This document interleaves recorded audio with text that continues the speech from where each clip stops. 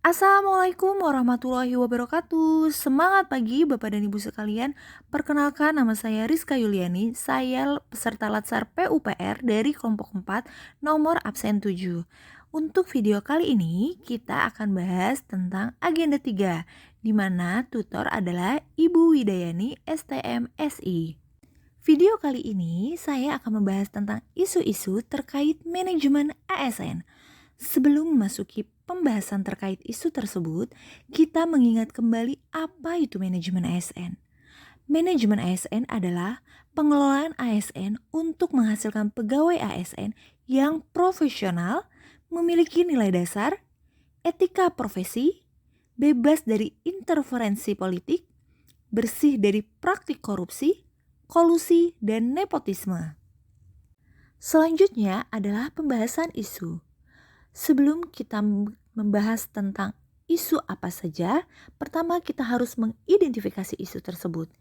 Ada dua isu yang akan saya angkat. Yang pertama adalah ketidaksesuaian jabatan fungsional atau JAFUNG calon pegawai negeri sipil di tempat OJT atau bisa dikenal dengan on the job training.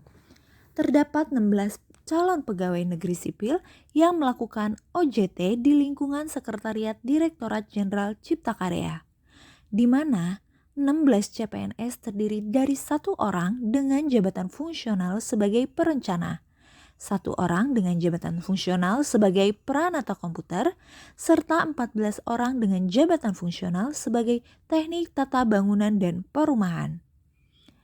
Penempatan pegawai yang tidak sesuai dengan jabatan fungsi atau latar belakang pendidikan dikhawatirkan akan menghambat kelancaran kegiatan instansi dan tidak tersalurkannya potensi SDM yang ada secara optimal. Identifikasi isu yang kedua adalah pengunduran diri CPNS. Sebanyak 105 calon pegawai negeri sipil tiba-tiba mengundurkan diri terhitung sejak 27 Mei 2022. Kepala Biro Hukum, Humas, dan Kerjasama BKN, Satya Pratama mengatakan bahwa pengunduran diri para CPNS tersebut terjadi begitu saja di luar perkiraan. Terlebih, hal ini merupakan sebuah kerugian bagi negara karena biaya pengeluaran yang tidak sedikit saat proses seleksi PNS. Adapun faktor penyebab dari kedua isu tersebut. Penyebab dari isu pertama adalah keterbatasan pegawai dengan latar belakang yang dibutuhkan oleh instansi. Untuk penyebab dari isu kedua adalah pengunduran ratusan CPNS memiliki beraneka ragam alasan, dari gaji yang tidak sesuai ekspektasi, job test yang terlalu berat, dan lain-lain. Selain itu, adapun dampak dari kedua isu tersebut adalah: pertama, dampak isu ketidaksesuaian jabatan fungsional calon pegawai negeri sipil di tempat OJT, di mana dalam manajemen sumber daya manusia, penempatan pegawai merupakan salah satu agenda yang sangat penting. Penempatan pegawai merupakan bagian dari perencanaan manajemen yang bersifat matang. Pegawai yang dinyatakan lulus dalam proses seleksi adalah mereka yang telah memenuhi syarat-syarat yang ditentukan perusahaan atau instansi.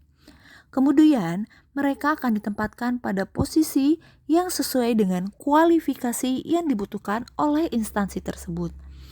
Apabila penempatan pegawai tidak sesuai, maka dikhawatirkan akan menghambat kelancaran kegiatan instansi seperti terjadinya kekeliruan dalam pelaksanaan kerja dan tidak tersalurkannya potensi SDM yang ada secara optimal. Untuk dampak isu kedua, yaitu tentang pengunduran ASN, adalah jabatan yang seharusnya terisi seleksi CASN tidak dapat terisi atau kosong, sehingga mempengaruhi kinerja instansi. Selain itu, dampak untuk negara adalah biaya yang dikeluarkan tidak sedikit untuk proses rekrutmen. Adapun rekomendasi yang dapat saya berikan dari kedua isu tersebut, yang pertama, rekomendasi dari isu ketidaksesuaian jabatan fungsional atau JAFUNG calon pegawai negeri sipil di tempat OJT, yaitu adanya kegiatan monitoring atau pengawasan pegawai terkait posisi yang dibutuhkan oleh instansi. Sehingga ASN dapat ditempatkan sesuai dengan latar belakangnya atau jabatan fungsionalnya. Hal ini akan menghasilkan kualitas kerja yang baik.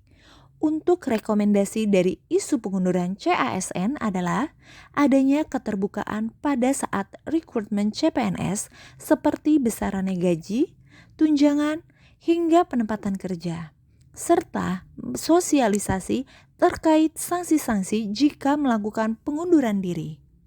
Demikianlah yang dapat saya sampaikan terkait agenda ketiga, yaitu pembahasan isu manajemen ASN.